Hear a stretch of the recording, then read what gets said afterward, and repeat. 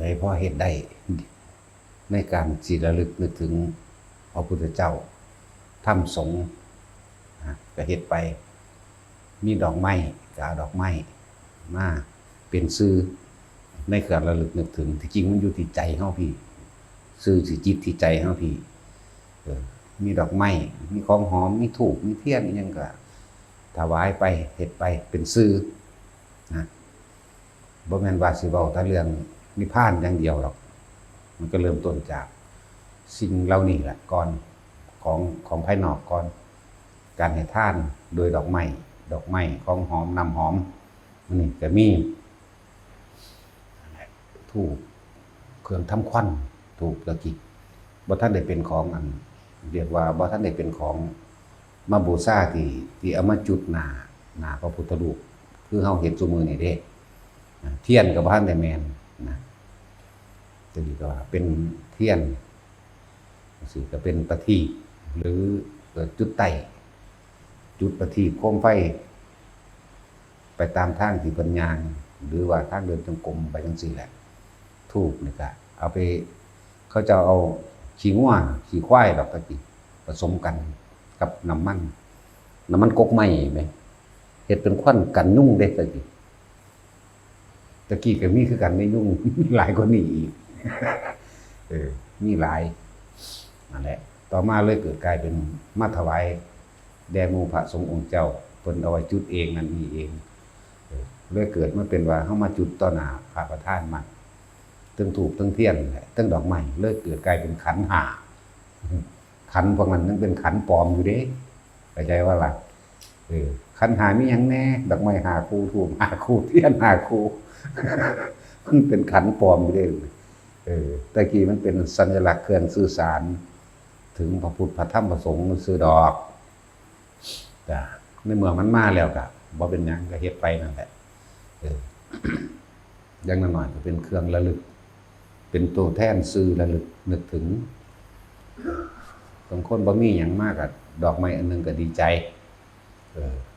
คือจังเอียนน้อยๆที่มันเลี้ยงงัวนั่นแหละได้ดอก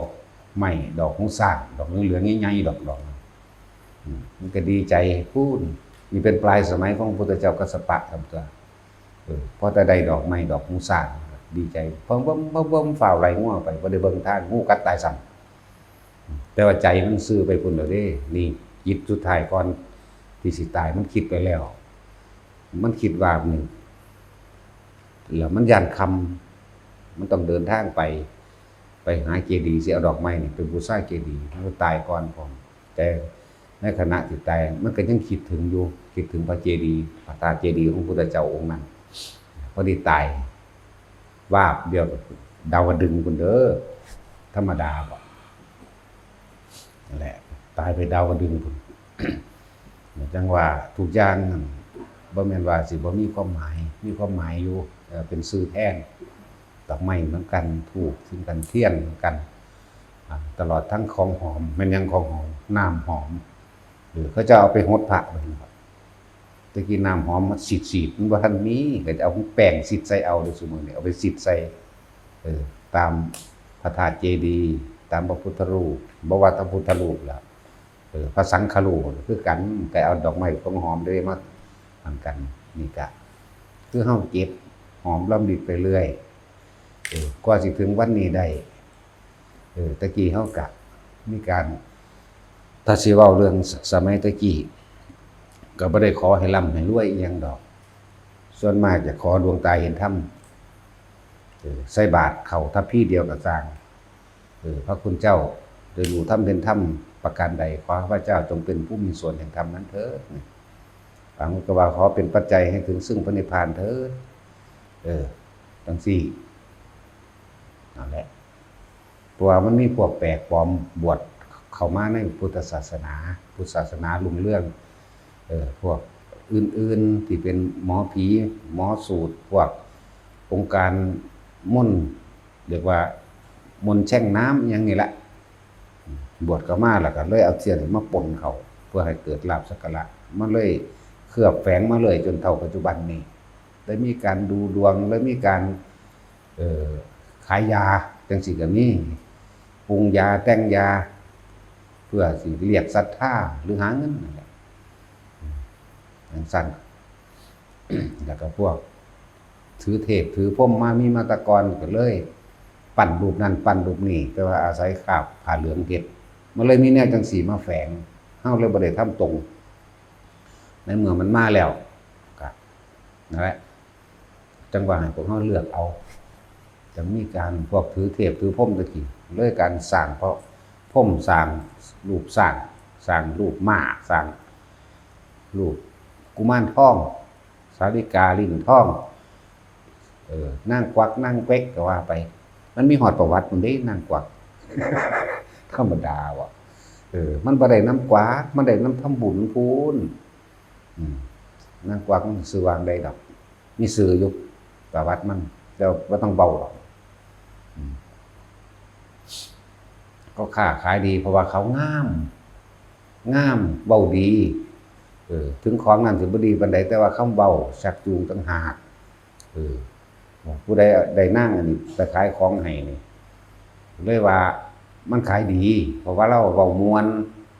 เชิญชวนชักชวนต่างหากสั่นแหละเลยเป็นประเพณีเฮ็ดนั่งกวักนั่งเปิกมามันก็มีประวัติอยู่เวลามีประวัติมาตั้งพุทธเจ้าเฮาพุ่นแหละเรียกว่าแต่สมีมันก็เคลือบแฝงเข้ามาด้วยพวกองค์การแช่งน้ำพวกปรุงยาขายยาพวกสะเดาะเคราะห์เสียเข็นพวกดูดวงดูฤกษ์ดูงามจังซั่นแหละมันปนเข้ามาเงินเฮาใส่ทันเฮาเลือกเอาเลือกเป็นเอา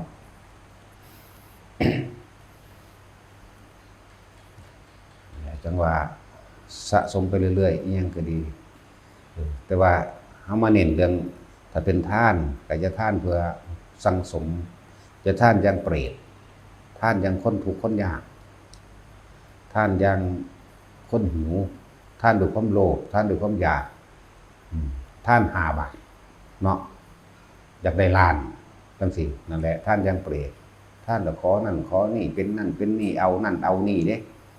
ส่วนมากเขาจะไปจังซี่100%ล้าน%อยู่แล้วจะพ้นทุกข์พ้นยากเพราะคำว่าพ้นทุกข์ยากของคนคือรวยอยากรวยอยากมียศถาบรรดาศักดิ์อยากมีอาชีพที่มั่นคงการเงินการงานที่มั่นคงมันเลยฟังถ้าบ่ออกฟังบ่เข้าใจแล้วก็พวกเครื่องแฝงแนวมื้อนี้มันหลายในหมู่บวชเข้ามาภิกษุบวชเข้ามาแล้ว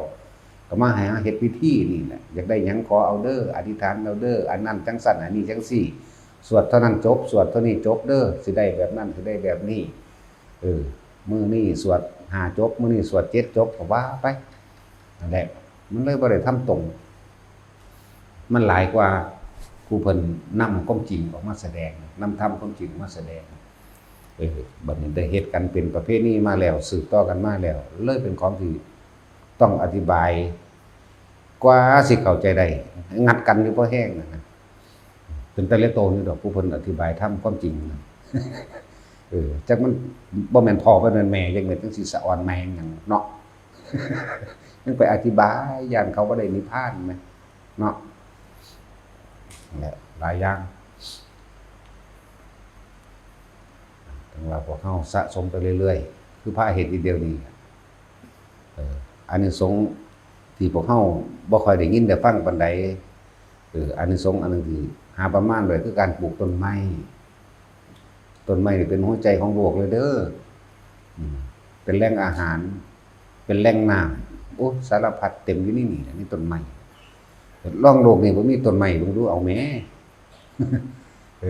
ไปบางเขตที่มันบ่มีก็ได้ก็พวกประเทศที่มีทะเลทรายหลายๆมีคนอยู่บ่ล่ะจังซั่นแล้วนี่แหละ ต้นไม้เป็นอานิสงส์หาประมาณบ่ได้ปลูกต้นไม้เสริมขุดน้ำบ่อก่อศาลาก็ว่าไปพาเฮ็ดนี่แต่ว่าบ่ให้แวะข้างทางเด้เฮานี่ตั้งจิตตรงอย่างเดียวบ่ว่าสิทานก็ทานเบิดบ่หวังผลได้ทานบ่มีจิตผูกพันในผลของทาน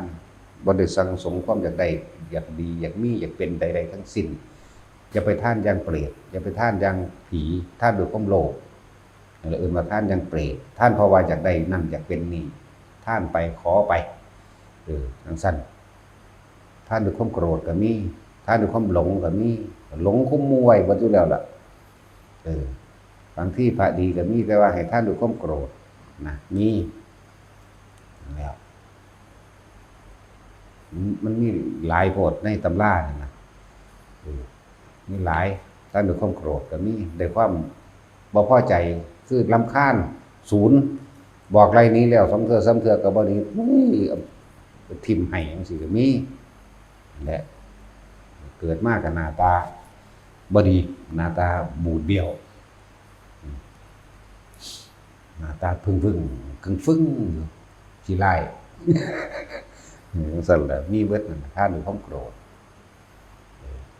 หลายอย่างแต่ว่าเฮาบ่ได้ท่านเอาหยังบ่หวังผลในท่านบ่มีจิตอุปันเพราะมุ่งท่านตรงอย่างเดียวคือท่านตัดความเห็นแก่ตัวคนเฮาถ้าบ่มีความอยากได้แล้วจิตบ่ผูกพันกับใดทั้งสิ้น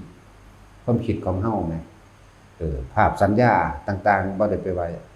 ท่านนี่เพื่อจะให้ร่ำรวยเป็นเศรษฐีแบบนี้มีรถแบบนี้มีบ้านแบบนี้มีทองคำแบบนี้นี่แหมท่านตรงอย่างเดียวตัดความเห็นแก่ตัว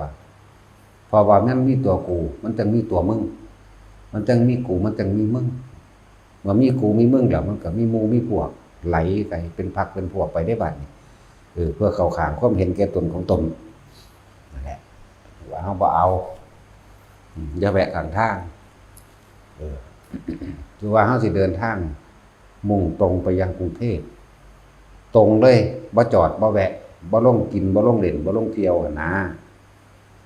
การปฏิบัติก็เหมือนกันบัดการปฏิบัติก็เหมือนกันเวลาเฮาเข้าสู่ลมหายใจแล้วอาการนิมิตต่างๆก็เกิดขึ้นมั่งปีติต่างๆก็เกิดขึ้นมั่งหลายๆอย่างนั่นแหละพวกแวะข้างทางก็คือพวกไปหลงไปเมาในนิมิตเข้าใจว่ามันเป็นของจริงไปตามหาตามนิมิตมั่งนำหานิมิตที่เห็นมั่งหลายอย่างนั่นแหละเอิ้นว่าแวะข้างทางตรงไปโลดคือจะสนใจมันเปรียบเทียบให้ฟังมาตลอดอยู่เรื่อยๆเวลาเฮาขี่รถไปตามถนนหนทางต้นไม้เห็นบ่เห็นสายฟืนสายไฟเห็นบ่เห็นคิดหยังบ่ได้คิดหยังได้ล่ะแต่ถ้าถามผู้บ่เห็นโลดนั่นในขณะที่เฮาเดินทางไปเฮาบ่ได้นำมันมาคิดเด้นั่นแหละคือสายตรงไปเลยบ่ต้องไปนำเขาลอยกระแหน่มาคิดปฏิบัติก็เหมือนกันแต่อยู่กับลมเลยลมหายใจนี่หรืออุณาโลมนี่จุดใดจุดหนึ่งโลดนะ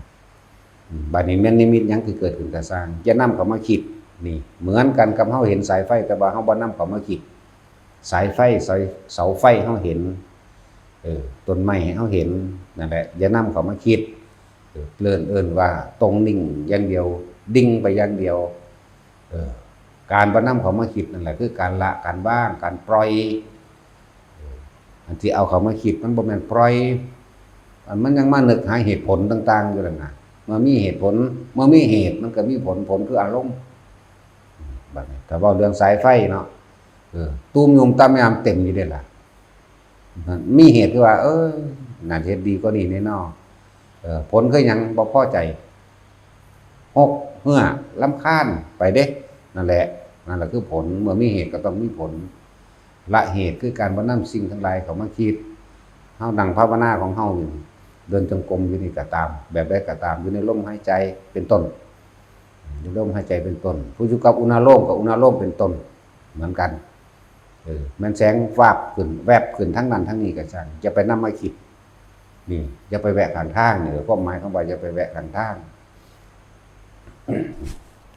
ในเวลานั้นขณะนั้นส่งอารมณ์ไปอย่างเดียวอยู่กับอาการปิตินั่นแหละอยู่งงคนที่อยู่หน้าผากได้ก็อยู่ไปคนที่อยู่กลางอยู่หัวได้นุ่มหน้าก็อยู่ไปคนที่อยู่ทำกลางอกนิ่มนวลกลางอกก็อยู่ไปคนที่อยู่กับความโล่งความโปร่งก็อยู่ไปขาไปเดินไปบางคนเดินจงกรมที่เวลามันเข้าสู่ความสงบเต็มที่ของมันเพิ่นว่าสุขเอกคตาเริ่มว่าสงบเต็มที่ของมันแล้วบางทีมันก็เป็นคือเฮาเดินทางเฮานี่นู่นขึ้นเด้แต่ความจริงตัวรู้คิดรู้อันนึงมันก็เป็นปกติแ แต่ว่าอันหลอกก็มีอันหลอกอันหนึงคือกันเข้าใจบ่นี่มันนู่นขึ้นไปก็ไปเห็นสวรรค์เห็นวิมานนั่นนี่ไปเด้แต่อันรู้หนึงว่าในปัจจุบันนี่คือเฮาเดินไปถึงสุดทางแล้วเฮาก็กลับไปกลับมาของมันอยู่คือเก่าเด้มันรู้อยู่มันแยกของมันเองเฮาบ่ได้เป็นผู้แยกนั่นแหละแต่บ่ให้ไปเพลินอยู่กับใจเห็นสวรรค์สันนั้นสันนี้ก็ช่างมันนี่ให้ดูเอาตัวใดเป็นตัวยืนยันบ่นี่เอาความสงบที่มันมีอยู่ในนี่รู้ตั้งหากเข้าใจบ่นี่เพิ่นเลยเทียบว่าจิตเบากายเบามันเบาแม่นสิเกิดอิหยังขึ้นก็สร้างแต่ว่าตารู้หรือสัญญาณมันมีคือเก่าเดินจงกรมไปเดินจงกรมมานะนู่นขึ้นก็มีบางทีก็หยุบลงเด้บางทีก็หยุบลงไปเลยได้หยุบคือจังมันแหวกดินลงไปนี่เด้หยุบลงก็ไปเห็นเขาทรมานกันในนรกจังซี่นะเห็นพวกเปรตเห็นพวกสุรกายตีกันหยุมดึงกระซากกันกินเนื้อกันบางทีก็ไปอยู่ในระหว่างแผ่นทะเลเพิ่งทะเลเป็นคือทะเลแต่ว่าเป็นทะเลสีแดงเดือดแล้วคนเต็มอัดอยู่ในหันจะถ้าบ้านเฮาว่าเอิ้นว่าปานว่าแม่งกินนู่นถูกขวางเต็มแล้วมีเสียงวีดวาดพร้อมเด้มันบ่ได้น้อยเด้ฟังบ่ได้สักดอกคือจังมันเศร้าขอความช่วยเหลือเฮาสิแต่เฮาก็เดินไปนั่นแหละมันสิเดินไปคือเฮาบ่สนใจเฮาเอาตัวใดมายั้งไว้ประเภทนี้อยู่ในลักษณะคือถึงความสงบเป็นที่เรียกว่าฌาน3สุขเอกคตาเดียวแต่รู้ต่างหากมันรู้ในหั่นแหละมันมีสติอยู่ดอกแต่ก่อนสิถึงตรงนั้นแหละโอ้มันมั่นคงมาแล้วสติเข้าใจบ่ล่ะสติมันแนบคือมันรู้โตอยู่คือเก่านั่นแหละว่าตอนนี้เฮากำลังเดินอยู่นี่ส่วนนั้นนิมิตข้างนอกเฮาบ่ไปสนเอามันมากบางทีก็เดินไปตามภูเขาเหมือนกับว่าไปอยู่ในป่าหิมพานต์อันใดอันหนึ่งสัตว์ทิพย์ที่มันเกิดต่างๆเป็นผู้สาวบินมาที่ก็มีเด้นั่นแหละแบบเดียวกันนั่นแหละครับมันที่เขาจะวาดไว้พวกกินนรีกินนอนคือผู้ชายกินนรีคือผู้หญิงมีกิเลนพร้อมมีกิเลนแต่สิว่าสิงโตแบบเฮาเห็นนี่ก็บ่แม่นเด้มีกิเลนมีนาคมีหยังแปลกๆมีนาคใหญ่มังกรก็มีจังซี่แต่เฮาก็บ่ได้สนใจเพราะว่าอันรู้อันหนึงของเฮามันเดินอยู่ตามทางเก่าจักบ่ล่ะตามทางเก่าแต่อันนิมิตแปลกประหลาดเกิดมันก็มีของมันแต่เฮาบ่นำเข้ามาคิดแต่นำมาคิดเมื่อไหร่ตอนแรกเป็นไม่ก็เป็นธรรมดาตกใจเหมือนกันตั้งแต่เริ่มแผ่นดินโน่นขึ้นก็วูบล่ะตกใจล่ะเมื่อสัตว์ออกย่านก็มีบางทีมันลุกลงไปในดินก็เป็นแล้วนี่แหละจึงว่าต้องอาศัยการทำให้มากการทำให้บ่อยการทำให้ชินทำให้มากทำให้บ่อยทำให้ชินแล้วมันก็ค่อยๆรู้ไปของมันสิจับทางได้เองเหตุที่มันเป็นมาแบบนี้บ่ต่ำกว่า100เทื่อเด้กว่าเฮาสิจับทางได้นี่อันดัง10เทื่อจะพึงถามเอาซะก่อนอยากบ่ล่ะอันคนเป็นเทเดียวซั่นดีบ่เป็นคิดเอามาถามเอาคำตอบว่าซั่นเนาะนั่นซั่นแล้วบ่ต่ำกว่า100เทื่อเด้กว่าเฮาสิจับทางได้แล้วอีหยังที่สู่ความเพียรของเฮาได้กันนี่เข้าใจบ่ล่ะปัญญากับความเพียรอยู่นำกันประสบการณ์กับความรู้จริงหรือปัญญาก็อยู่นำประสบการณ์เฮานั่นแหละนำกันนั่นแหละเฮ็ดไปเฮ็ดมาจับทางได้เองหลายอย่างโพดอาการปิติต่างๆจังซี่มันก็เกิดขึ้นหลายอันเนาะสำหรับคนที่ถามว่าหัวตึงๆหน้าชาๆปิติไหมปิติหน้าซ่าๆคือมีแมงหมดไตนี่นะคือมีให้ไตนี่บางที่หัวนี่ซาด้านเขาเลยล่ะเป็นเบิดโตก็เป็นมาแล้วเฉพาะหัวก็เป็นคือกันเป็นมาเบิดทุกแบบแล้วก็สิเว้านี่ซ่าขึ้นไปเบิดโตเลยด้านหยาตึกเขาเลยจังซี่ก็มีนั่นแหละเป็นปิติบ่เป็นนั่นแหละจังว่าเฮาสิสร้างกรรมฐานอันนึงฐานที่ตั้งแห่งการกระทำเป็นเครื่องอยู่เป็นเครื่องสังเกตอันอื่นๆที่เกิดแปลกปลอมมาเลยเอามาไว้ตรงระหว่างกลางหน้าผากเลยเอิ้นว่าจุดอุณาโลมนี่เป็นเบื้องต้นส่วนมากก็อยากอยู่เลยอยู่ดอก ส่วนมากส่วนน้อยที่เคลื่อนไปมั่งมาพี่มั่งอาจจะบ่ละมันก็เลยต้องได้อธิบายหลายแบบนะอธิบายเพื่อเกิดความเข้าใจบางคนที่มันขึ้นมาหัวแล้วก็พยายามดึงขึ้นมานี่ใส่ความคิดตัดมันบ่มาดอกดีมันเศร้าเลยทำตัวเห็นบ่ล่ะถามพระพุทธถ้าเบื้องต้นเฮาเข้าใจแล้วว่าชินชำนาญมาอยู่หม้องนี้ได้แล้วต่อมามันมาขึ้นหัวก็รู้ว่าอยู่หัวนี่คือต้องฟังลงเรื่อยๆเด้บ่แม่นเป็นทีนึงมาถามทีนึงเด้มันเสียเวลาอธิบายบางที่มันเข้าคันรู้ความคิดได้แล้วจังซี่มันยังมาต้องมาอธิบายซ้ำนี้อีกนะแต่ก็เป็นธรรมดาแล้วคนเป็นใหม่บางคนบ่ทันเป็นหยังเลยอันพวกนี้น่าเกลียดพวกกันอ่านหนังสือมาถามจักว่าบ่มีประสบการณ์อีหยังเลยเนาะอ่านมาถามคาดคะเนเอาบัดนี้แล้วก็เอาไปเว้าอีกแบบนึงนะแต่ว่าผลร้ายก็ชิบหายแก่ตนเองว่าตัวเองบ่เคยเป็นดนเดาไปผู้อื่นเฮ็ดตามด้วยบัดนี้เป็นโทษแก่ตนเองเด้ก็หลงเชื่อล่ะบัดนี้เวลาสิไปตอบเขาถามนั่นถามนี่ศูนย์ซะเขาทำแม่นบ่ล่ะคือเฮากำลังศูนย์อยู่เดี๋ยวนี้แหละถามดูกูศูนย์เด้เนาะสั่นแหละคนที่มันต้องผ่านสิ่งเหล่านั้นมามันยังตอบได้บ่แม่นขาดคะเนเด้เบิดในโลกได้เบิดนั่นแหละเว้าเรื่องหมู่นี้บ่มีค่าก็แล้วกันเพราะมันเป็นมาเบิดแล้วมันฮู้มันเห็นมาเบิดแล้วมันก็ตอบได้ทันตัวแต่คนบ่ฮู้บ่เห็นบ่เป็นในความรู้สึกเจ้ายังมาตอบแล้วจึงว่าให้ทุกคนฝึกจนกว่าตัวเองสิชำนาญค่าจนว่าจนตอบจนมุมเบิดปัญญาซะก่อนเบิดแนวทางเบิดนั่นซะก่อนเฮ็ดให้มันสุดซะก่อนขอให้พวกท่านทั้งหลายเพียรพยายามซะก่อนบ่แม่นพยายามแล้วพยายามแบบคิดเอาก็บ่แม่นพยายามเอาจนว่ามันเบิดทางพุ่นจนมุมคักตีบตันคักคุณยังถามพยายามแล้วนี่พยายามเท่าไหร่นี่ต่างหากนั่นแหละพวกอ่านมาถามมันบ่มีประสบการณ์ดอกอย่าไปอ่านมาอ่านแล้วก็สอนเจ้าของเฮ็ดไปตามอ่านซะก่อนตัวบัดความจริงอีกอย่างนึงความอ่านอีกอย่างนึงพอเพิ่นเทียบไว้เป็นแค่เนื้อยะเดียวบ่ได้เทียบทั้งเบิดหลายนั่นแหละจึงว่าเฮาจึงทำกรรมฐานอันหนึ่งเพื่อเป็นฐานที่ตั้งแห่งจิตสิบอกว่าจิตก็ได้แปลกันไปอีกเนาะเฮ็ดให้มันเกิดความรู้สึกอยู่ในภาพไปให้มันรู้สึกอยู่นี่นั่นแหละแล้วก็จะออกจากนี่แต่ผู้อยู่นี่ได้แล้วเป็นเบื้องต้นบัดนี้อาการขนลุกวืดขึ้นมากก็ช่างอย่าไปนำคำว่าขนลุกนี่เข้ามาพากับความรู้สึกอยู่ได้นี่มันรู้สึกตัวคือเก่านั่นแหละโยกซ้ายโยกขวาโยกหน้าโยกหลังแม้กระทั่งหมุนจังซี่ก็บ่ต้องนำมาพาคืออย่าเอาความคิดไปแทรกแซงไปหาเหตุผลคือสงสัยนั่นคือคิดแล้วคำว่าวิจิกิจฉาแปลว่าสงสัย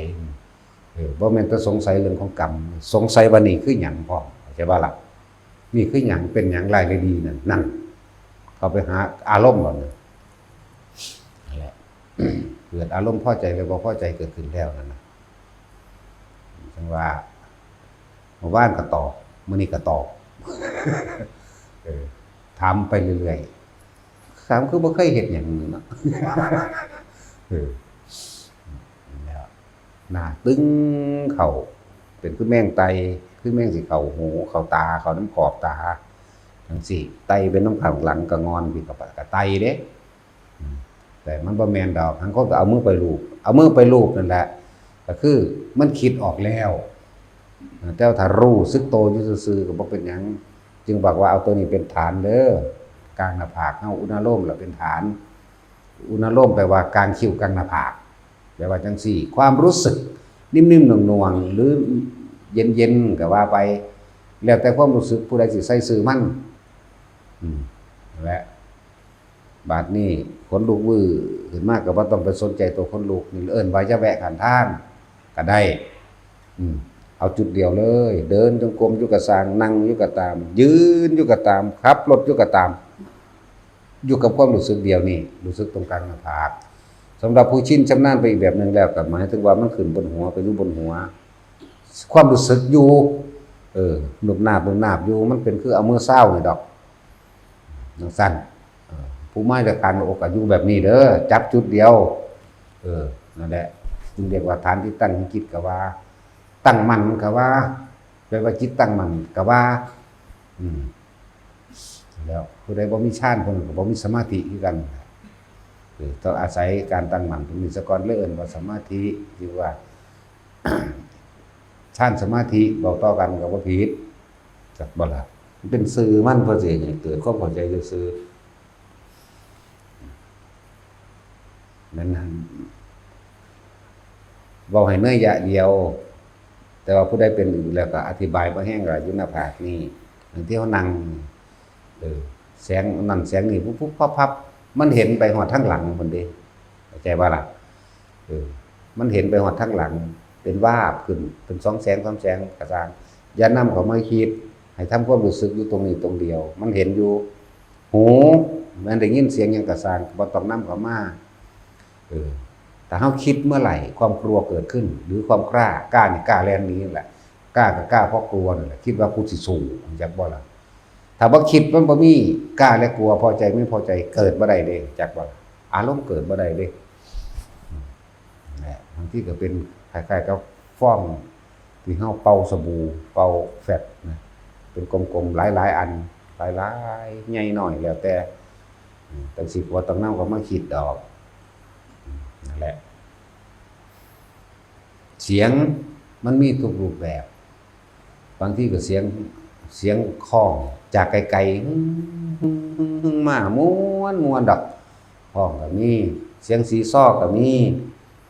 เสียงการเล่นระนาดตลอดทั้งเป็นเครื่องบรรเลงเต็มวงด้วยก็มีเฮายินอยู่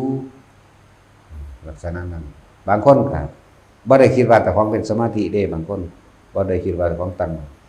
ว่าถ้าฝนตกดินแม่มีโลดเสียงอันนั้นอี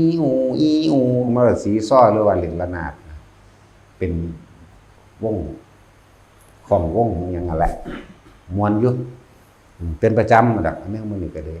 แต่เขาไม่ได้สนใจบางที่เป็นคนยางพานบางที่คือจังนั่งอันใดหนึ่งเป็นคือจังข้างๆหางตาแต่หันเบิ่งปุ๊บมันหายหลดสักครู่นึงก็กลับมาอีกนั่นแหละคือสงสัยความคิดออกกระเด็นเลื่อนเหลียวไปเบิ่งนั่นว่าอะไรบางคนมันเห็นสำนันแบบนี้ก็เลยว่าปล่อยเลยอย่านำเข้ามาคิดแต่คิดแต่ก็สงสัยแล้วก็อยากเบิ่งอยากรู้ว่าเหตุผลใดแก้คือแก้คำว่าจะแวะขานทางนี่คือคำว่าขานทางโดยภายในแล้วขานทางโดยภายนอกก็เกี่ยวกับอธิบายว่าเฮาไปกรุงเทพเฮาจะไปแวะลงหันลงนี่ต่อไปโลดเดี๋ยวเบิ่งนั่นเดี๋ยวเบิ่งนี่ก็เบิ่งไปซื่อๆนั่นแหละจะนำเข้ามาคิดตรงไปกรุงเทพอย่างเดียวอย่าแวะโคราชแต่พวกมาจากอุบลตรงมาผ่านอำนาจก็จะลงอำนาจเด้มันสิหลงอำนาจมันไปแบบไหนบ่ถึงได้แต่มันเป็นบาอำนาจหลงอำนาจดอกเนาะเห็นว่าสัตว์ตั้งตัวตรงไปโลดเหมือนกันมีปฏิบัติบริการให้ท่านคือการอาหารจะสรุปเป็นหมที่อยู่อาศัยตลอดทั้งการทุกอย่างท่านจิดินจิดอนหรือว่าสร้างเจดีย์มั่งวิหารมั่งยังมั่งก็บ่ต้องไปหวังผลของมันดอกนี่คือบ่ให้แวกข้างทางเป็นการปฏิบัติก็เหมือนกันนิมิตต่างๆบ่ว่าจะเป็นนิมิตในรูปในรสในกลิ่นในเสียงหยังก็แล้วแต่ก็อย่าแวะข้างทางคือจะนำเข้ามาคิดนั่นเองบัดนี้อาการปิติซึ่งมันเป็นของภายในเหมือนกันปิติ5นี่เฮาก็จะแวะข้างทางก็เหมือนว่าเลยว่าให้ตั้งฐานที่ตั้งแห่งจิตตัวนี้ฐานที่ตั้งคือความรู้สึกเอาความรู้สึกเดียวในเนื้อยะเดียวเนื้อยะ2คือว่าถ้าผู้อยู่เทิงหัวก็อยู่โลดถ้าผู้อยู่นี่ก็อยู่โลดอย่าออกเข้าใจบ่ล่ะบ่ได้แม่นบังคับให้มาขึ้นตามที่เพิ่นว่านั่นเป็นเบื้องต้นเบื้องต้น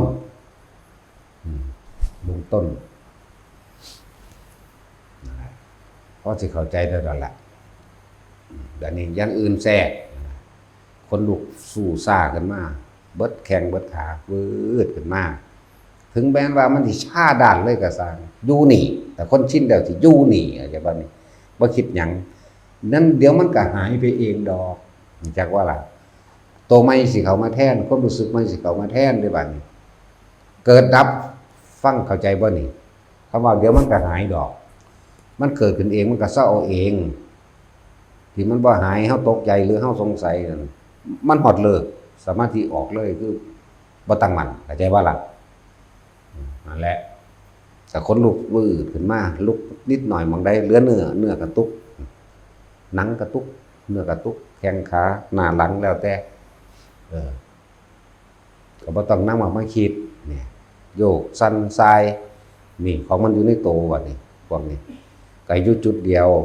ผู้อยู่ในอุณโลมก็อยู่อุณโลมโลดทำความรู้สึกอยู่กับมันเลยผู้อยู่ลมก็อยู่ลมโลดผู้อยู่อุณโลมก็อุณโลมโลดผู้อยู่หัวก็อยู่หัวโลดหมายถึงความรู้สึกความคิดจะออกจากบางนี้นะความรู้สึกนะแม้ความรู้สึกอื่นสิพาเข้ามาโยกสั่นทรายนี่ครับมันรู้สึกโตอยู่ดอกแต่ห้ามอยู่หม่องเดิมคนบุกวื้อแสงบุบวับหรือเห็นคนเหาะเดินอากาศยังก็แล้วแต่เห็นผีเห็นเปรตหรือเป็นคือตัวเองลอยไปตามอากาศก็สร้างก็บ่ต้องไปน้ำมันแต่ว่าอยู่ในความรู้สึกนี้ไอ้มันรู้ว่าแต่ของนั่งหายใจอยู่คือเก่ามันสิไปใส่อันตัวไปเห็นต่างๆมันก็เห็นไปนี่ก็คืออย่านำเข้ามาคิดเฮาสิฝึกให้จิตตั้งมั่นบ่หวั่นไหวให้มันตั้งมั่นบ่หวั่นไหวกับ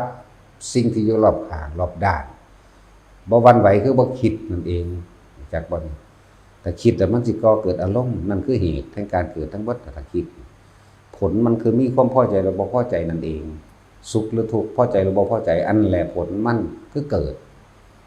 เฮาสิเฮ็ดบัดนี้ตัวแทรกด้วยปัญญาคือตัวเห็นคำว่าเกิดกับดับ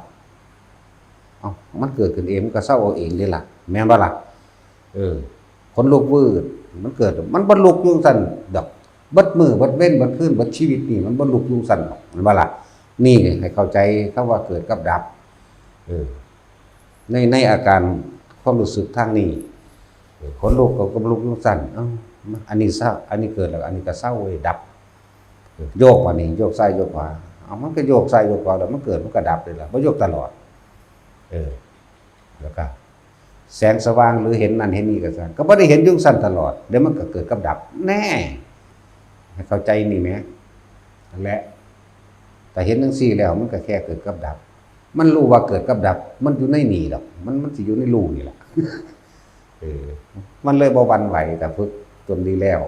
ชินแล้วกับความว่าทุกอย่างนี่แค่เกิดกับดับแน่ยอดแห่งความรู้ทั้งเบิดสรุปลงว่าเกิดดับอนิจจังอนัตตานั่นเองทุกข์สิมาจากไสอนิจจังอยู่หน้าอนัตตาอยู่หลังถ้ารู้เท่าทันมาแล้วทุกข์กับขังเฮาบ่ได้เพราะว่าเฮาทันเกิดดับเฮาทันอนิจจังอนัตตาก็จะบ่นำเข้ามาคิดแล้วกลิ่นเหม็นเพียงใดก็ช่างเถิดกลิ่นหอมแบบใดก็รู้อยู่หั่นดูหอมดูเหม็นมันก็เกิดน้ำตาหูจมูกกายเฮาเองนี่แหละแต่ว่าใจคิดนี่เฮาสิตั้งมั่นหรือบ่ตั้งมั่นจักบ่ล่ะประเภทตาก็เห็นนั่นเห็นนี่แม่นบ่ซั่นประเภทหูก็ได้ยินเสียงนั่นเสียงนี่ประเภทหูดังก็ได้กินนั่นกินนี่มีเหม็นมั่งมีหอมมั่งจังซั่นประเภทร่างกายนี่เด็กก็ยังบอกให้ฟังอยู่สัมผัสรู้สึกซื่อๆแต่ว่าคิดบ่นึกนี่แม่นบ่ล่ะประเภทลิ้นสดรสชาติอาหารต่างๆก็มีอยู่ในนี่เด้นั่นแหละตาหูจมูกลิ้นกายแต่จิตไม่คิดไม่นึกเนี่ยมันก็ความรู้สึกพอใจแล้วไม่เคยเกิดไม่ได้พบดับเพราะว่าเฮาบ่หวั่นไหวอย่างเช่นว่าพุทธสาโรกธรรมหิจิตตังยสนะกัมปติอโศกังหุริจันเขมังเอตมังคารุมุตมังจิตที่ถูกโลกธรรมกระทบแล้วย่อมไม่หวั่นไหวนี่เห็นบ่นี่ว่าตั้งมั่นตัวจิตที่ถูกโลกธรรมกระทบแล้วโลกธรรมนอกโลกธรรมในคิดเอากระทำนอกเขาด่าเขาว่าเขายกเขาย่องเขาลาภเสื่อมลาภเขายศเสื่อมยศสุขหรือทุกข์จังซี่ถ้าบ่กระทบแล้วมันบ่มีหยังจักอย่างจักบ่นี่ สุขก็บ่มีทุกข์ก็บ่มี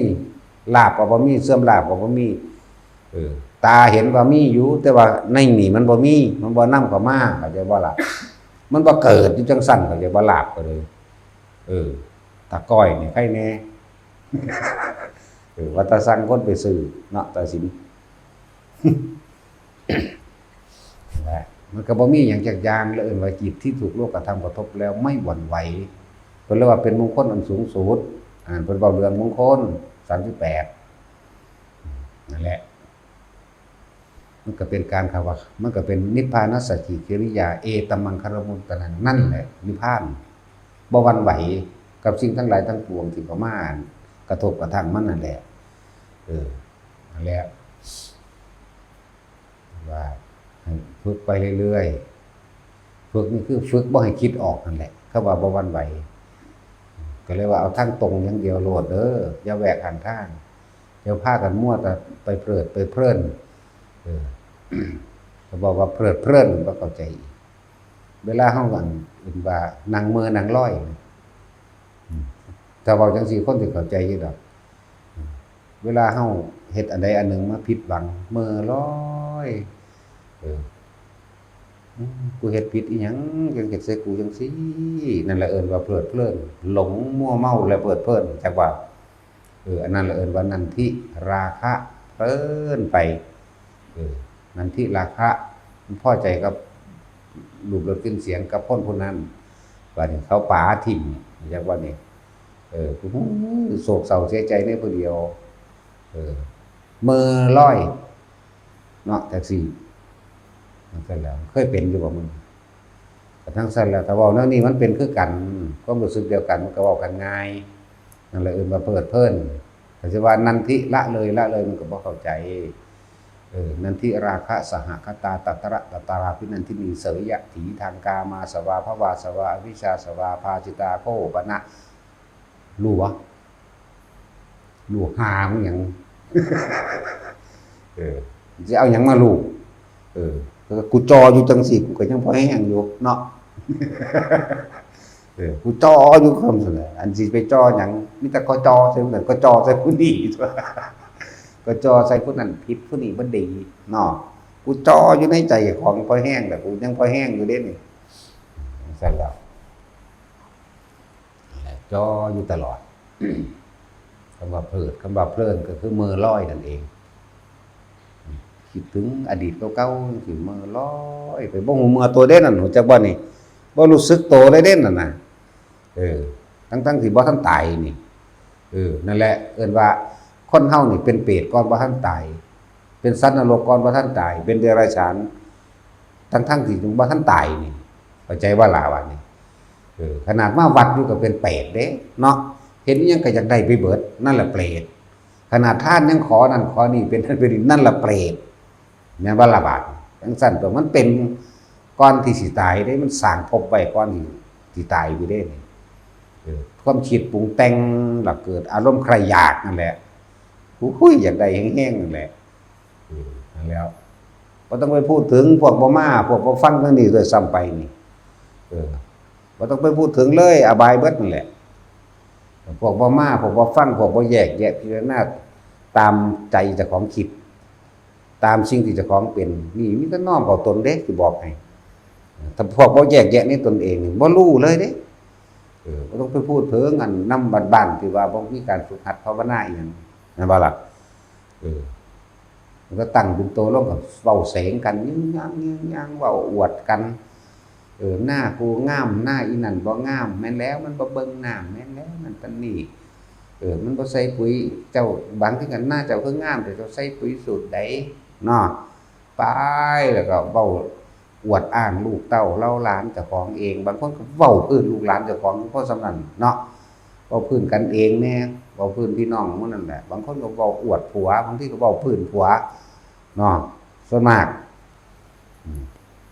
มันคือหยังนั่นล่ะเพลินจักบ่เพลินนั่นล่ะมั่วเมาจักว่าล่ะจังซั่นแหละแต่ว่ามาวัดก็มาติคู่หมู่อื่นกันนั่นแหละแต่ว่าหาดอกไม้ขึ้นหน้าพระประธานหรือขึ้นหิ้งพระโต๊ะพระจังซี่เนาะโต๊ะหมู่บูชาอีนั่นเฮ็ดบ่ดีเลิศ เบิ่งกันหน้ามันเฮ็ดจังได๋โดด สติหมู่เด้เอามาใส่หยังแนวนี้เฮ้ยโยนถิ่มซ้ำจังซี่ก็มีแล้วบ่เงียบสงสารของสังพวกหมู่ภิกษุนักบวชทั้งหลายก็เสงกันคือกันเด้เอามันไผมันคือกันเด้พวกว่าเป็นตาสแตกนั่นว่าล่ะคือจังซั่นแล้วบ่มีการอบรมบ่มีนิสัยก่อนที่สิบวชซ้ำบ่ได้ฝึกดัดนิสัยสันดานพร้อมเนาะแต่ว่าสันดานว่าเฮาด่าเด้สันดานก็แปลว่าใจสันดานแปลความเคยชินของสูเลยว่าสันดานจังว่าล่ะนั่นแล้วขันธสันดานบ่เข้าใจเด้นั่นว่าเฮาด่าเด้ถ้าด่าก็ด่าโคตรพ่อโคตรแมงพี่จังแม่นด่าเนาะพอแมงบ่สั่งสอนนี่มาด่าเมาอยู่ก็เอากันบวชแม่นบ่ล่ะแพงเราให้กันมักย่องไปเลยเด้พวกแห่อ้อมโบสถ์ก็แห่เข้าไปเข้าไปจังซั่นแล้วผิดแต่ที่แรกแล้วมันจังได๋มันสิไปได้บ่มีหยังติดกระดุมเม็ดแรกผิดไปแล้วเม็ด2 3 4 5 6 7 8ผิดเบิดตัวแม่นบ่ล่ะจังซั่นแล้วผิดพุดตั้งแต่ผูกแขวผูกแขนนี่ยังก็ว่าไปตั้งแต่เอาผ้ามาสวดให้อยู่แน่เขาไปแล้วก็พากันเป็นบ้าของขังเนาะคือเฮาไปเห็นเนี่ยผมบ่เคยไปจักเทื่อได้ปริวาสแต่หังหูอยู่บางพวกก็ไปหาขายของขัง6 ทุ่มแล้วข้าวต้มมาแล้วก็กินไปบางพวกก้อยเลยใครแน่แต่เป็นก้อยเฮาบ่เฮาก็มักก้อยกวงคักเนาะแต่สิก้อยกวงก้อยฟ้านเนาะก้อยงัวก้อยควายแต่เป็นงัวพันธุ์บ่แซ่บอ่ะแต่งัวไทยพี่ปอนแซ่บสั่งใส่เพียอ่อนเด้แต่เป็นก้อยมานี่ใส่เพียอ่อนบ่ได้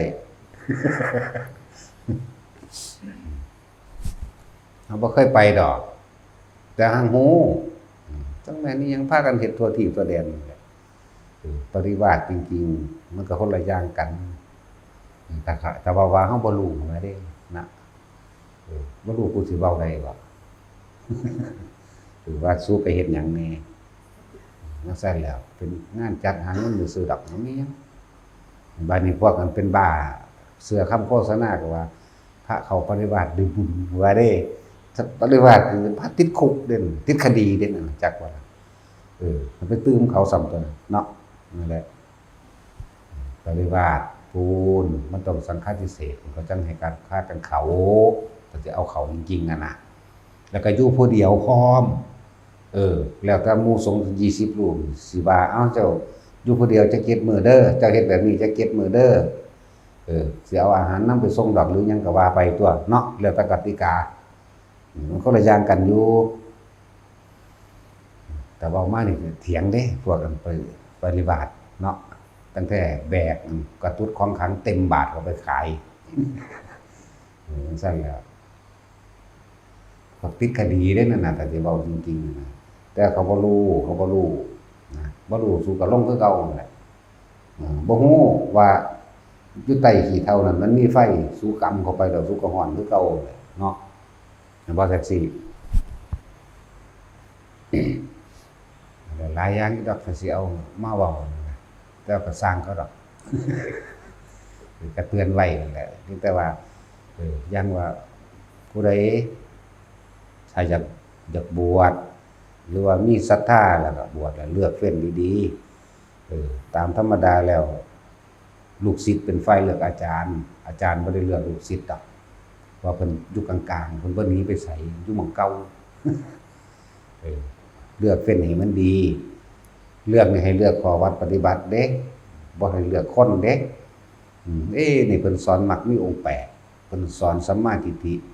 เพิ่นสอนอริยสัจ4เพิ่นสอนปฏิจจสมุปบาท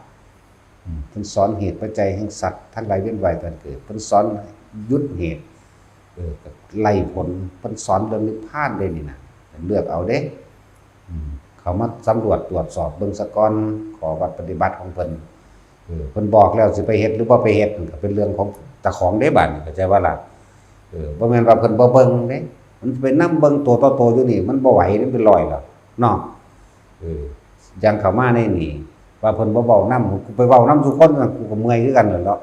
เว้านำแม่งไผดอกเว้าเป็นกลางเบิดนั่นแหละสั่นแล้วบอกแล้วเฮ็ดแบบนี้แต่ของบ่เฮ็ดเองสิไปโทษผู้ใดแม่นบ่ครับสั่นแหละเลือกเอาดีสำหรับคนที่มีศรัทธาในการที่สิบวชถ้าจักให้มันเป็นบุญเป็นกุศลจริงๆศึกษาขอวัดปฏิบัติของเพิ่นศึกษาวินัยเพิ่นพาเฮ็ดแบบใดมั่นใจแล้วจังบวชถ้าบ่มั่นใจบ่พอใจแล้วก็ไปหาหมู่ใหม่ตัวจังซั่นแหละแหละอย่างหนึ่งก็ที่ว่าถ้าสิบวชจริงๆน่ะแม่นพรรษาหนึ่งก็เป็นบุญมหาศาลกุศลมหาศาลถ้าเฮาเฮ็ดถูกต้องแล้วจากบ่ล่ะเป็นอุปนิสัยติดใจเกิดเป็นวาสนาไปในภายภาคหน้าสะสมมากขึ้นมากกันเกิดเป็นบารมีก็เอาจึงเรียกว่าอุปนิสัยบุญวาสนาบารมีที่สั่งสมมาจังซั่นนั่นแหละทีนี้คือว่าผู้ใดมีความประสงค์ที่สิบวชนี่นะมันสิตั้งใจไว้3 เดือนหรือ4 เดือนพรรษาจังซี่ก็มาก็ได้ใส่ใจหยังดอกก็ต่างๆพอใจสิมาเลยพวกนึงก็พวกตั้งใจว่าสิมาแล้วสิบวชจังซี่มาก็พากันมาได้แล้วบวชให้มันได้บวชก่อนเข้าพรรษาตอนนี้มีอยู่แล้วละนาคก็ดีบ่จักว่านาคดอกคนเป็นบ้าคิดไปหาพญานาคโลดผู้ต้องการบวชแต่พากันมาก็มาได้แล้วเพราะแม่นจ่อมาเฮ็ดเอานิสัยแบบโลกๆเอาตามใจเจ้าของเด้คือกูมาฮอดกูสิบวชโลดนั่นน่ะมันบ่แม่นแนวนั้นเด้อยู่เบิ่งพอแห้งเด้มันขี้คร้านหรือหยังคนขี้คร้านบวชก็มันก็คร้านแม่งคือเก่านั่นแหละเนาะแต่คนมันก็มันนั่นแหละคนขี้คร้านบวชก็มาแล้วก็คร้านคือเก่าทำหนังสือก็บ่ได้บทสวดมนต์สาธยายก็บ่ได้สิไปเว้าหยังกับเรื่องไปเดินจงกรมทำสมาธิเนาะคนขี้คร้านก็คร้านแม่งคือเก่าส่วนตัวนั่นแหละว่ามานี่เพิ่นก็เบิ่งเด้ล่ะหนีเองก็หลายอยู่เด้ไล่หนีก็มีเด้แม่นว่าล่ะบ่ได้บวชก็มีเด้แล้วเขาก็เบิ่งกันเนาะบ่เฮ็ดหยังบักอันนี้โอ้ยมันบวชเข้ามากับเขามาไหว้จังได๋ภาษาหมาขี้คร้านเนาะไปบอกให้เมื่อเอาค่ารถให้เมื่อให้พร้อมส่งค่ารถพร้อมมันกันตัวนั่นแหละเพิ่นบอกแล้วเฮ็ดหรือบ่เฮ็ดก็เป็นเรื่องของเจ้าของตัวที่ว่าเพิ่นบ่เฮ็ดติโอ้ยบ่ได้เสี่ยวกูดอกไปถามกันแล้วบ่กล้าอดข้าวเพราะ7 มื้อดอกไผก็ได้เนาะวายมัน40 กว่ามื้อลองเบิ่งหน่อยว่าหรือลากเลี้ยวมากัดกินแมงบ่ตลอดมึงจักว่าคนหิวอีกอย่างนึงกับพระหิวขาคนนี่กินไปเบิดคือธรรมดาบ่แต่ว่าก็บ่ไปพร้อมโซ่ขนาดนั้นเนาะมันก็มีอาหารทิพย์ของมันแน่อาการปิตินั่นมันอยู่ได้นำอันนั้นแหละจับทางดีแล้วเข้าฮึบเข้าไปมันบ่ได้นั่นมันเรียกว่าหยุดเวลาแล้วเด้นั่นน่ะคือคนบ่หายใจหรือคือคนนอนหลับชั่วขณะนึงเด้ฟาดไปแล้วแม่บวกหลายมือแล้วก็มีเด้ล่ะจังซั่นแหละฝึกเอาเฮ็ดเอาสำหรับผู้ประสงค์สิอยากบวชก็มาโลดบ่ได้มีค่าใช้จ่ายดอกมากับบัตรประชาชนนั่นแหละเพราะว่าเขาสิเอาบัตรประชาชนไปตรวจในโรงพักก็บ่แม่นว่าสิมาได้บวชเลยเด้ตรวจสอบเบิดเด้ว่ามีคดีติดบ่หรือบ่มีคดีหยังนั่นน่ะกำลังกันเอซาเกี่ยวกับกินโนสิอามาพันเตอยู่ตำรวจมาจับเอาก็มีเด้ จับเอาในโบสถ์กันพี่เด้จังซั่นแล้ว นัตถิพันเตอามะพันเตอยู่หั่นพอดีตำรวจมาจับเอาเลยก็มีเฮามีการตรวจสอบอยู่นักเลงขาคนมาบวชแต่ว่าพ้นคดีแล้วเฮาหังมักมันใจจักบ่ล่ะเอาไว้แต่ขาคนต่ออยู่ผู้ใดมาก่อกวนอยู่นี่เนาะซื้อปืนในมันโหลดนั่นซั่นแล้วคนพวกนี้ใจจากเขาเลิกเป็นคนดีแล้วดีไปเลยเด้เด็ดเดียวเด้แต่ว่าอย่ามาแย่เสือหลับเนาะ เออคนที่เขายอมหรือคนที่เขาอดทนแต่ว่าในความอดทนก็มีขีดจำกัดของไผของมันเด้เนาะเห็นว่าเขาบ่สู้อย่าให้สู้เด้ตายสั่นก็มีนั่นแหละหลายอย่างสำหรับผู้ที่อยากบวชก็พากันมาได้แล้วพากันมาฝึกหัดดัดนิสัยได้แล้วกับอีกอย่างหนึ่งก็มาเบิ่งเพิ่นนำตัวเนาะมาตรวจสอบเพิ่นนำตัวโอ้บ่แม่นดักกูนี่ก็หนีตัวเนาะคือว่ามาเลยบวชเอาเลยนี่ก็บ่ให้บวชมาเบิ่งซะก่อนแหละจังว่าผู้สิบวชเด้อสิมาก็มาได้แล้วก่อนเข้าพรรษาอีกเดือนนึงซ้ำเนาะอีกประมาณเดือนนี่แหละนั่นแหละงบใส่บาทเดียวโลดบอกแล้วส่วนรับขอวัดปฏิบัติต่างๆก็บอกอยู่เด้ล่ะเริ่มต้นแรกตั้งแต่ตื่นเช้าบิณฑบาตนี่ล่ะบิณฑบาตเป็นวัดบิณฑบาตแล้วตั้งบาตรนี่สันแล้วล้างบาตรแล้วก็พากันว่าสันแล้วนี่ทุกคนต้องเข้าทางจงกรมเดินซะก่อนให้อาหารมันย่อยมันก็เฮ็ดให้กายเบาจิตเบากายเบาแล้วก็เป็นผู้อดทนต่อการเดินทางไกลเป็นผู้มีอาพาธน้อยทั้งสันเทเดียวพร้อมสันเทเดียวสันได้อาสนะเดียววางมือจากบาทแล้วบ่สันอีกเข้าใจว่าล่ะนี่ก็บอกแล้วขอวัดก็ดีว่าขอวัดเป็นจังไดก็ดีหลังจากสันแล้วเก็บบาทเรียบร้อยแล้วให้เขาทั้งจงกรม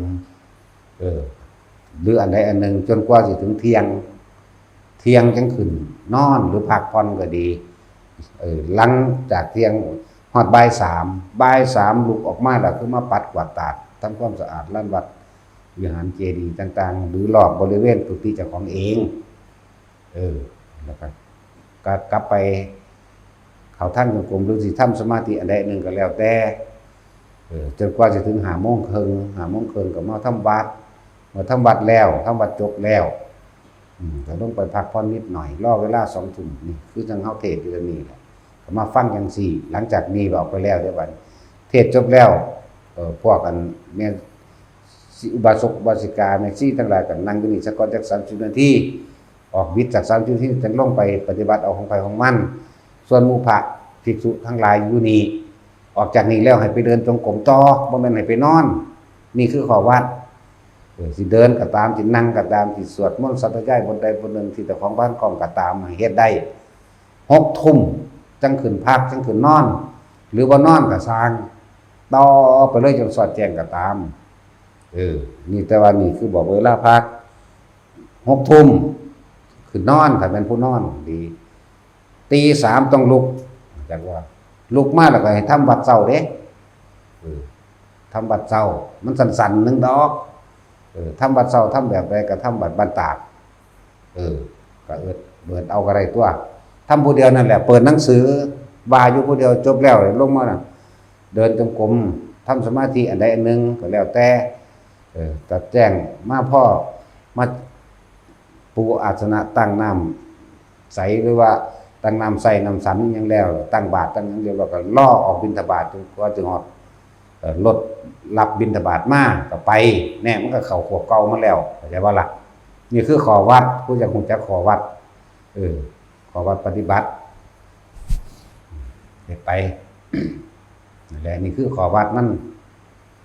ให้เฮ็ดแบบนี้ส่วนบอกไปแล้วสิเฮ็ดหรือบ่เฮ็ดก็เป็นเรื่องของเจ้าได้บาดทั้งสั้นล่ะสังหากเขามาแล้วก็บ่แม่นว่าบอกเขามาแล้วสิวิเศษเลยเด้บ่แม่นเด้ต้องศึกษาพระวินัยต้องเบิ่งท่องบท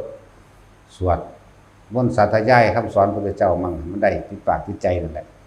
นี่เด้ต่างหากเด้มันมีหลายคือยังนี่เด้คำสวดคำว่าคำเข้าพรรษาแน่คำปรงอาบัติแสดงอาบัติแน่เด้มันแม่นใครนี่เด้เวลาเพราะว่าเฮาลงอุโบสถทุกปักนั่นน่ะ15 ค่ำลง15 ค่ำลงเดือนหนึ่ง2 ครั้งนั่นบ่ล่ะ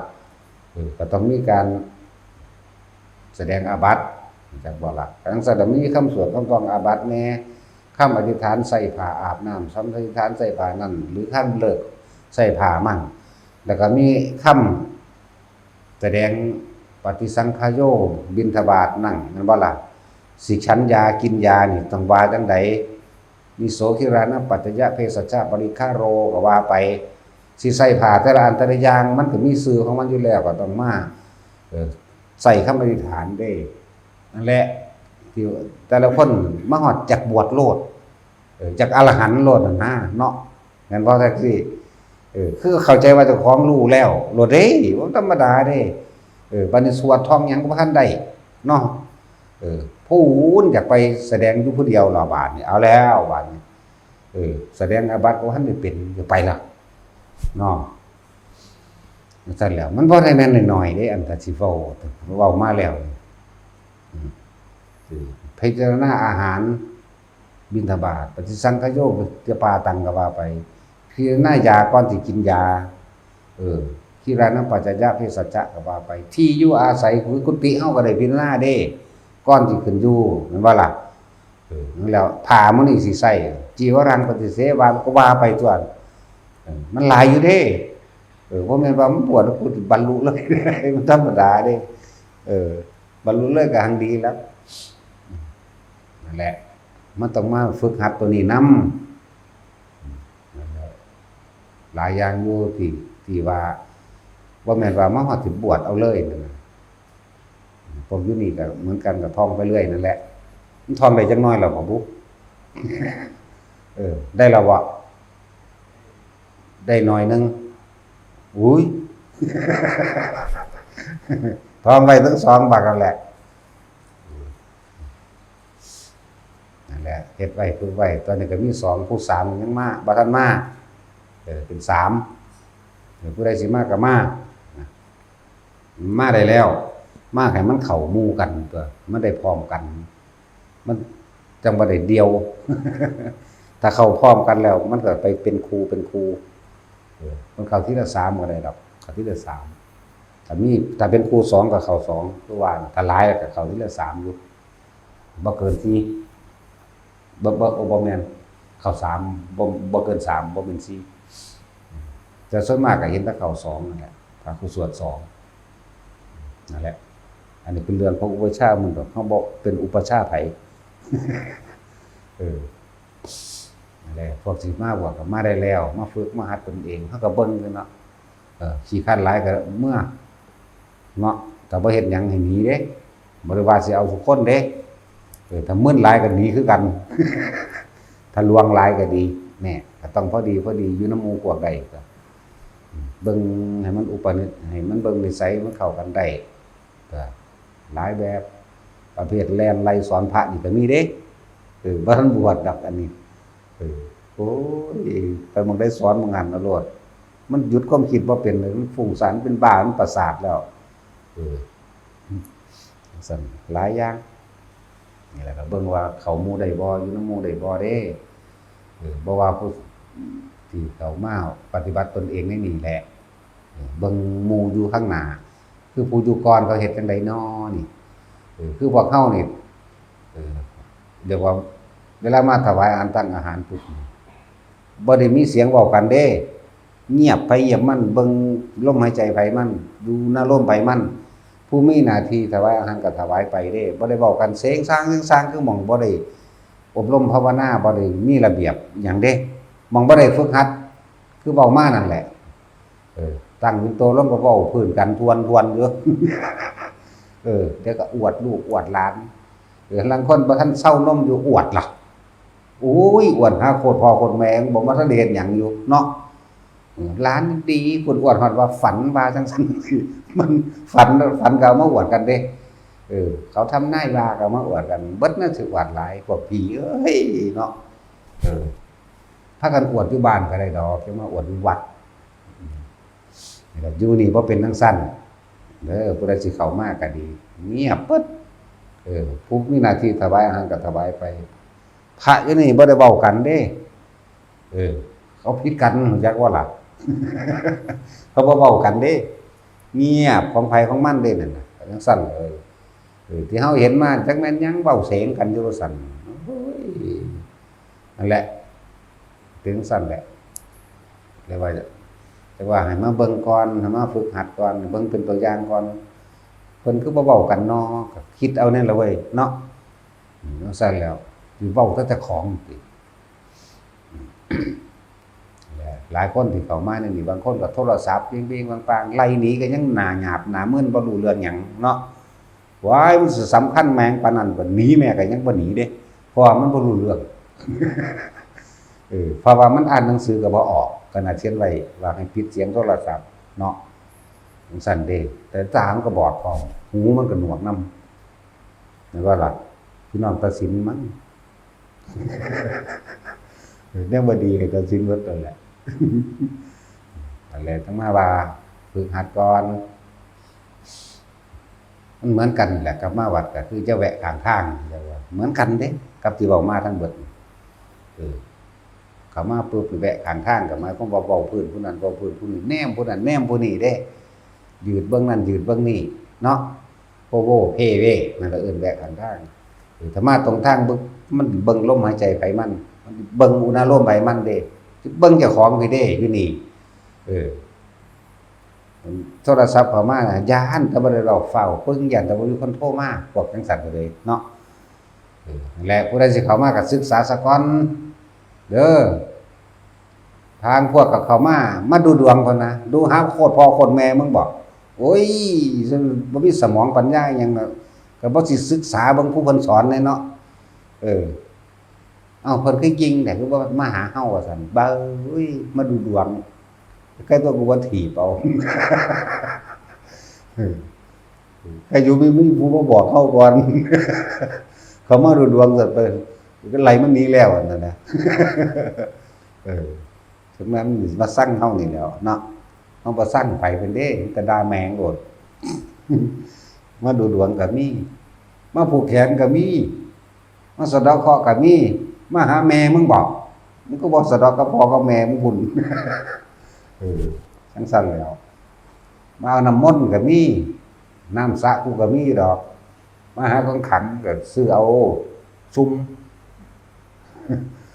แล้วศึกษาก่อนแหน่ก่อนสิมาว่าเนี่ยสิมันเสียเวลาอีหลีเด้บ่ธรรมดาเด้จังซั่นแล้วเสียจริงๆเด้คันเว้านำเนาะเพิ่นคือบ่เว้านำเฮาพุ่นน่ะโอ้ยไปตามหมาเว้านำแม่มึงบอกบ่รู้เรื่องเนาะตัดสินต้องตัดสินแล้วเว้านำได้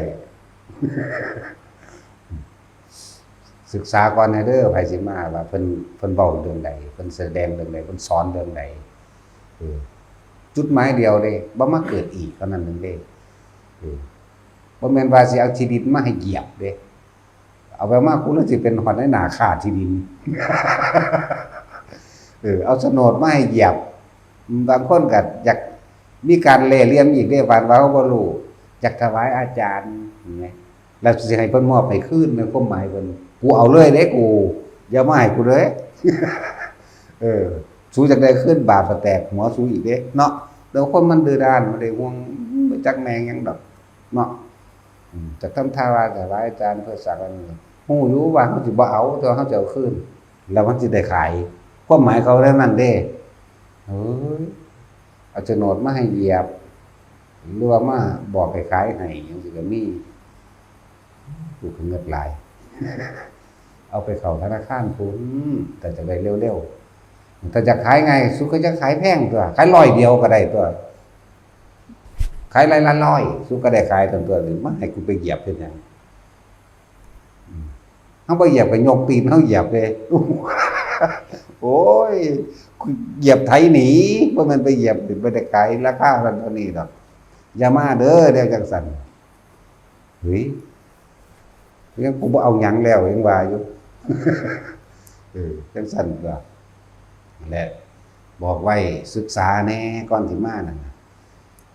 พากันมามันถวายมันมีแล้วอาจารย์บ่มีน้ำหยาดบอกยังมาถามเฮาอยู่ไหมใครต้องบ่ฝากของสูงขึ้นใส่หัวสูงนั่นยังสิหยาดน้ำแน่ยังสิผูกแขนแน่หวังพวกจะได้น้ำมนต์ก็มีโอ้ยเนาะยุสะกูเลยมนต์อกโลกคนใดก็ได้ตัวของขังก็พากันไปซื้อเอาซุ่มพ วกเขาตัวขายของที่นั่นมันก็ไปสัวเขาแต่มันอธิษฐานขอได้มันด้วยบ่เลิกมันรุ่นเศรษฐีอีหลีมันสิขายให้สูบ่โง่หลายเนาะพวกเสือไสยศาสตร์มนต์ดำจังซี่เฮ้ยพวกสมองหมาปัญญาฝ้าย มันสิมีมาแมงใดเพิ่นเขาสิสร้างจรวดสร้างระเบิดนิวเคลียร์บ่ก็ยังเห็นยังได้ข่าวยังเขมรใส่ไสยศาสตร์ท่านบุญสินแม่ทัพภาค2ว่าซั่นมีแต่ลาวสิกองดาบใส่อยู่แล้ว ตดใส่รถเด้อ ฟันว่าเขาติดเสือได้ทั้งสัตว์เขามีผู้ปุ่มกันของเขาเป็นแห้งเขาเป็นคนดีเขาเป็นคนมีศีลมีธรรมอันนั้นแหละป้องกันเขาเองนั่นยังที่มาป้องกันได้เขาก็ยังบอกอยู่ใส่กูในเถินใส่กูในเถินอยู่พูดไปหาบอกอันยังอูลู่อีลี่อย่างมาตรฐานใดเก่ามาก็ยังว่ามันบ่มีมันบ่แมนว่าพวกนั้นถึกใส่พวกนี้ถึกใส่เฮามาแก้ซั่นโอ้ยแต่กูจะไฟจูดเอานั่นแหละแล้วมันบ่มีแนวจังซั่นนั่นแหละเพราะว่าบ่ได้ฟังธรรมบ่ฟังความจริงสำหรับผู้เพิ่นแสดงเฮาบ่เชื่อจังเม็ดเลยนั่นซั่นบ่เห็นว่าผู้ใดสิใส่ได้จักเทื่อเขาพากันมาเว้าโอ้ยทำอะไรไม่ได้ก็มันบ่แม่นสุไปเชื่อเอาเองเนาะจังซั่นแล้วยางสติ๊กยิงมันก็ได้อยู่นั่นแหล้วเนาะและนี่เว้าหลายๆอย่างทุกคนเอาไปคิดกับพวกสิมาจังซี่ให้มาเอาวิชาความรู้ทางรักษาตัวเองตั้งหากให้รู้จักบุญให้รู้จักบาปให้รู้จักสติให้รู้จักมรรคมีองค์8นี่คือมีคนถามอยู่ว่าอยากให้อธิบายเรื่องมรรคมีองค์8บ่เข้าใจว่าซั่นฟังดูเอาสมาทาน